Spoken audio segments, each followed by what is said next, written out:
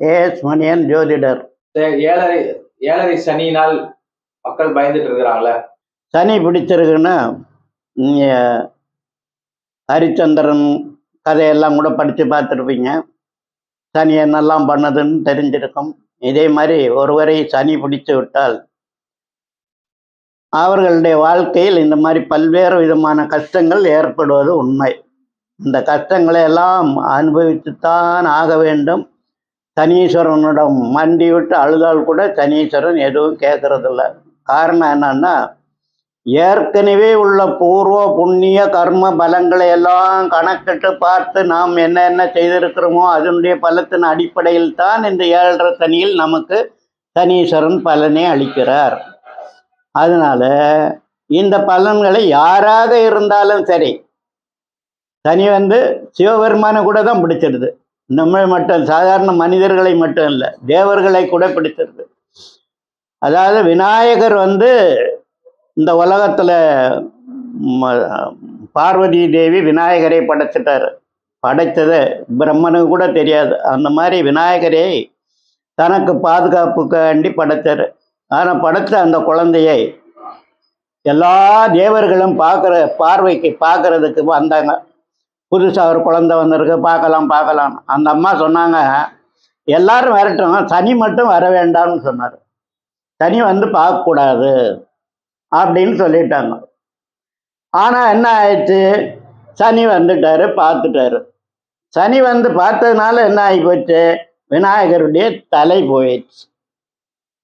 சிவபெருமான் அது எப்படியோ கர்ம வினைகளை பார்க்கும்போது சிவபெருமானுடைய பார்வையில் என்னடா ஒரு பையன் புதுசாக வந்திருக்கானு சொல்லி 2 பேருக்கும் சண்டை வந்தது. அவர் விநாயகருடைய தலையை கொய்ய வேண்டிய நிலைமை ஆகிவிட்டது.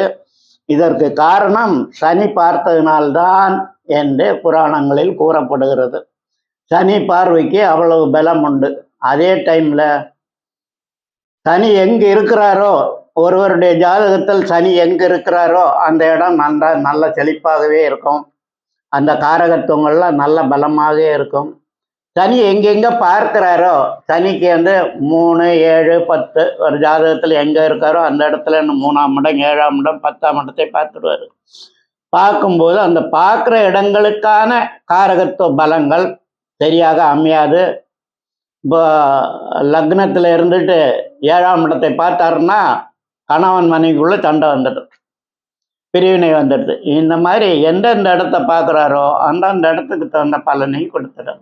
7.5 சனி அப்படின்னு சொல்லும்போது அவருக்கு என்ன வாழ்க்கையில் என்ன நடக்குது அப்படின்னு பார்த்தீங்கன்னா, எல்லாருக்குமே ஜென்ம ஜாதகம்னு ஒன்று இருக்கும், பிறக்கும்போது உள்ள ஜாதகம். இந்த பிறக்கும்போது உள்ள ஜாதகத்தில் சனி நல்ல பலமாக இருந்தால், நல்லபடியாக நல்ல இடத்துல இருந்த நல்ல ஆட்சி உச்சம் பெற்றிருந்தால், இந்த 7.5 சனி காலத்தில் அந்த நபர் சாதாரணமாக 7.5 சனி காலத்திலே நல்லா சம்பாதிச்சு நல்ல ஒழுங்காக நல்ல இருப்பாருங்க, தாராளமாக சம்பாதிச்சுடுவாங்க. 7.5 சனி சனீஸ்வரன் 7.5 சனி காலத்தில் அந்த ஜாதகருக்கு நல்ல உதவி தான் புரியும்.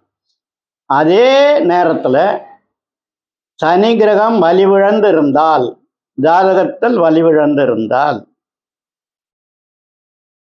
ஜாதகத்தில் சாதாரணமாக நீச்சம் பெற்றிருக்கு சனி, அப்படி இருக்கும்போது நாம் பிறந்த ராசிக்கு முன்னாடி, ராசியில் பின்னாடி, அதாவது ராசிக்கு முன்னாடி 2.5 வருஷம், ராசியில் 2.5 வருஷம், ராசிக்கு பின்னால் 2.5 வருஷம், அப்படி 7.5 வருஷ காலம் 7.5 சனி என்று சொல்லுது.